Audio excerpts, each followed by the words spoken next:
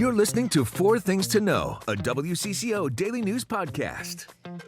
Today is Wednesday, May 20th. I'm Maria Lizignoli. I'm Johnny Connor. Thanks for watching and listening to Four Things to Know. Our top story today is an update to a tragedy we first brought you yesterday. Two young women are in custody in connection to an attempted car theft that left a decorated Army veteran dead. Amos Ferrier was a medic in the Army and known for saving lives. Here in Minnesota, he was part of a mission to help local veterans.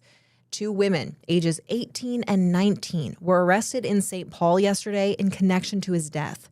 Police say Ferrier confronted two people trying to steal his car Friday afternoon outside the coffee shop where he worked.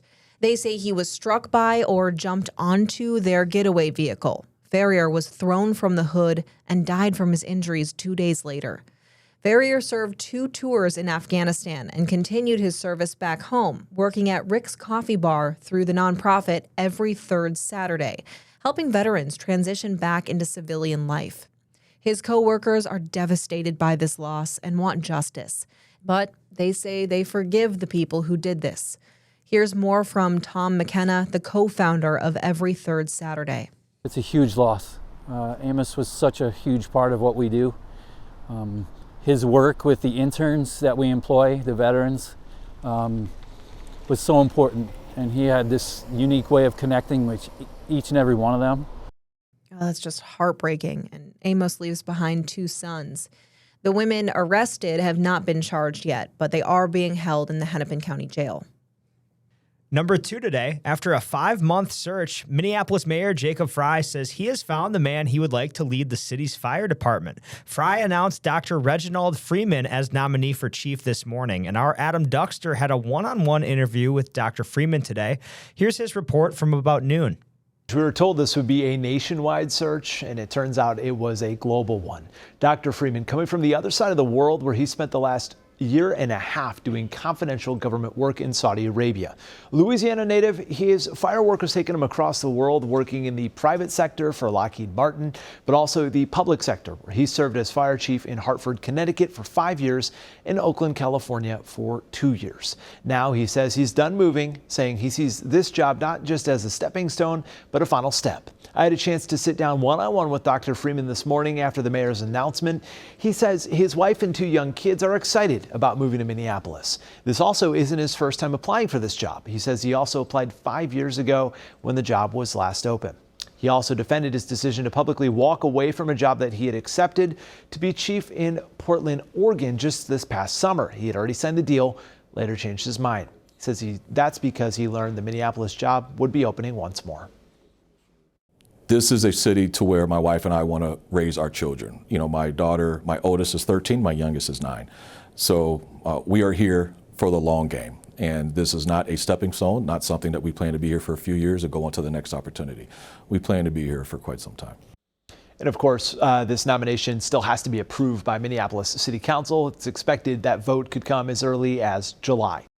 Number 3, Governor Tim Walz made a visit to Hennepin County Medical Center today. Walz went to HCMC in Minneapolis to talk about how the state is going to help the hospital financially. Sunday night, the Minnesota legislature decided to give HCMC $205 million in one-time state funding. The legislature also created a $500 million reserve fund that can be used by hospitals in crisis if they meet the strict requirements. I have stressed that to all, especially those folks working here, we understand this is a first step. We understand that it is not the end and then to walk away. And I think it's also the silver lining in this is a lot of Minnesotans now understand the critical nature of this. And it puts it into perspective that when the federal government is unable to get things done or passes things like H.R. 1, the impact becomes very personal for people all across Minnesota. HCMC expects to lose $50 million this year. Its deficit could reach $1.7 billion over the next decade. So HCMC may have to go back to the legislature in the future for more help. And your fourth thing to know today, a metro school district is keeping kids out of class because of what they're calling a cyber incident. School leaders in Delano say the incident happened on Monday night and canceled school today out of an abundance of caution. The superintendent told us that it's not clear if it was an attack, but the district network was compromised. He says the district shut down the internet immediately after the network was compromised, so no further damage could be done. And right now, teams are working on identifying and fixing the issue. Students will not go back to class until experts test the network and find out that it's safe. And just last month, a hacker shut down schools in Spring Lake Park.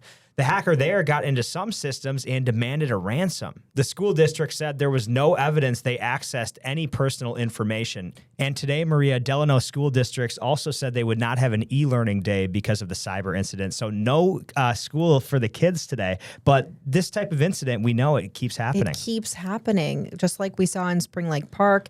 And then, we've seen it at hospitals, big corporations. Yeah. We know that we are following this today, so we'll have much more in our later newscasts. But those are the 4 things to know today. Let's check in on our next weather forecast.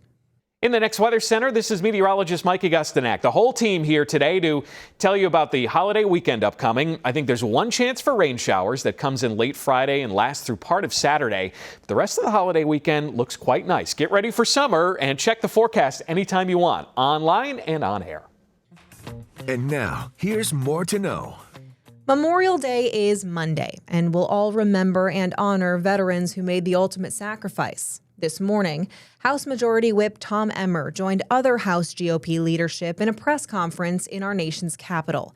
They will vote on 2 bills in the House that Emmer says would increase care and benefits for veterans. Too often, we forget the price of freedom. It is thanks to the bravery and sacrifice of the men and women in our military that we get to wake up each day in the greatest country on the face of the planet.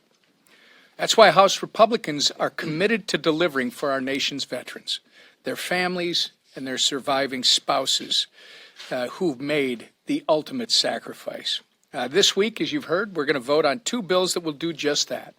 American heroes and their families should not have to worry about making ends meet. Now to an update on the major wildfires that have been burning since Saturday up north. But thankfully, with the work of crews and Mother Nature, the situation now is mostly under control. Let's start on the North Shore. Highway 61 reopened at noon yesterday. Now, that is north of 2 harbors, and that's where the Stewart fire is now fully contained, which is great news. And investigators in the Brainerd Lakes area now say they have identified people of interest who may have started the Flanders fire. Now, that fire is now 95% contained after burning more than 1,600 acres in Crow Wing County. Investigators say they believe the fire started on the north shore of Flanders Lake, but good news that those fires are now under control. The Minnesota legislative session has come to an end, but something left out by lawmakers has parents of kids with disabilities trying to figure out what's next. These families desperately need hundreds of hours of nursing help at home for their fragile children. A WCCO investigation revealed 2 local health insurance companies are imposing caps on home nursing costs. That's despite coverage required by a 2010 statute. We spoke with a father whose son Chase needs care. Here's more from Brandon Walter. All of these children's lives are at stake. I mean, if they aren't getting the care that they need at home, they're going to be in a hospital, or they're going to be at risk at their home by not getting the care that they need. The insurance companies say they're operating within the state law, and they say families are also covered through Medicaid. Now to an interesting story that you might remember. There's a high-tech trend that's growing in the metro area. It's sending drones to a 911 call ahead of first responders. Bloomington is testing the program out right now, and here's how it works. Once the drone arrives at the scene of the emergency call, police officers back at the station can watch from a camera. This gives them real-time information and a better idea of who they need to send. Bloomington's assistant police chief, Damon Bitney, sees the technology as a tool to keep first responders safe, while also improving response times and their ability to track down suspects. If we don't have to send cars, that means that's less cars that are going lights and sirens to calls. It also means that if someone's trying to hide or do something, or there's a significant incident, that we can hopefully have eyes on to see where those people might be. Edina and Minneapolis police departments are also considering a similar program, and meanwhile in Minnetonka, the program is already underway. A man accused of pretending to be a high school student is now out of jail after a very short stay. Investigators had a warrant out for Kelvin Lebke after he missed a court date last month. They arrested him Monday. Then Lebke posted a $5,000 bond to get out of jail. Lebke is accused of using a fake birth certificate to enroll at White Bear Lake High School last year. He claimed to be 18, but is actually 22 years old. Now, Lebke had a hearing yesterday morning and is due back in court in August. Okay, Maria, let's get to sports. We know the Timberwolves season has come to an end. Yes, sadly. And that means they're doing, press conferences on what's ahead. So yesterday, President of Basketball Operations, Tim Connolly, he spoke on what's ahead in the offseason. Now, the team won a series this year, but they did take a step back, right, after going to 2 straight Western Conference finals. So Connolly says they just got to keep pushing the envelope and getting better. We have a lot of confidence in our guys. But again, it would be disingenuous to be sitting here in front of this crew and say, hey, we're happy with the 6th seed. We're happy with not being a home court playoff team. We're happy that our last 3 closeout games, have been lopsided. So we have to be realistic about what we have, which is way more good than bad, but know that we're not good enough right now. Not good enough. Definitely what you want to hear, though. They're not going to just bring the same team back. Hopefully make some moves. They're a good team. They're not a great team. Right. Great way to put it. Great way to put it. Okay, and in baseball, Maria, the Twins made big news yesterday. They sent down former #1 overall pick Royce Lewis to AAA, so in St. Paul, where the Saints play. They sent a Twins player to go play for the Saints? Yeah, so this happens a lot, though. That's just their minor league Oh, really? team. But, okay. He was their former #1 overall pick, supposed to be a superstar. Really, really struggling this year. He's been down in the dumps, and that's a big decision. They want him to get some confidence back, play against some weaker competition. Okay. But, yeah, big decision there, and we actually spoke with the team's GM, Jeremy Zoll. Do you think it's physical or mental with him that he struggles so much hitting? I think on all these things, it's a multitude of factors for any player that struggles. There's a variety of components. Obviously, since Royce came back from his brief stint on the IL this year, his numbers haven't been where anyone are hoping that they'd be. But we also know there's a really good player in there that's had a ton of great moments for this organization. So, yeah, hopefully that gets him back on track. Let's hope, because I kind of feel bad for him. Demoted. It's time to take a breath with your Daily Bright Spot. You know that the Twin Cities have some excellent parks. Amazing. You were just out there today. Yes, because we did a story today on how the Twin Cities just won for some of the best parks in the nation. In fact, Minneapolis got number 3 of best parks in the whole country, and St. Paul got number 4. That's a good combo. Right back to back. And it's from the nonprofit Trust for Public Land. They scored the cities on a number of things. And it's by looking at 5 different categories: equity, access, investment, amenities, and acreage. And access really is a major factor for Minneapolis. 99% of residents live within a 10-minute walk of a park. That is a great number. Right? I didn't know that. And yeah, I mean, I think we almost take them for granted. There's parks everywhere. I don't even think about it. Right, you don't even think about it. I mean, I was even driving down from WCCO to go to a park to shoot this story, and we passed 3 on the way there. We passed Loring Park, Walker Sculpture Park, and then we got to the Lake of the Isles parks, and it was just like, I can't believe how close we are to all of this. And same goes for St. Paul. The access there is within a 10-minute walk wherever you live as well. That's so nice. And honestly, my favorite thing about Minnesota and living here, I love getting outside. Yeah. And so many other people do. We have the 4 seasons, so you can go ice skating in the winter. You can do whatever you want, and it really is nice. Washington, D.C., that would not have been my guess. They came in as number 1. Number 1 in Washington, D.C. I agree.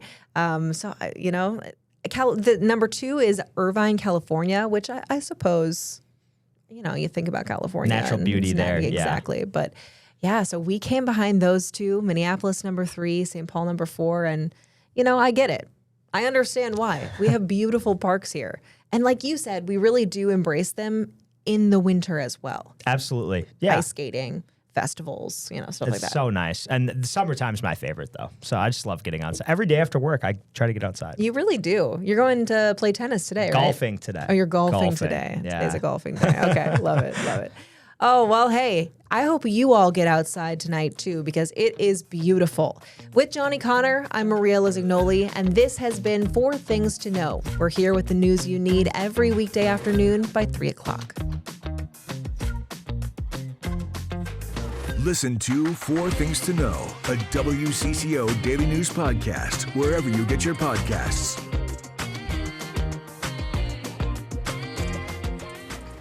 I'm Maria Lizignoli, and this podcast comes to you from the WCCO Podcast Studio. I'm Johnny Connor, and this is where you'll find the latest news of the day with us on 4 Things to Know. I'm Marielle Mose, and I bring you the stories behind the female athletes redefining the game on women in sports. I'm Adam Duxter. Join me for a deep dive into faith and what it means to Minnesotans around the state on Bigger Than Belief. Stay in the know on the go with the WCCO Podcast Studio. Go to WCCO.com/podcasts.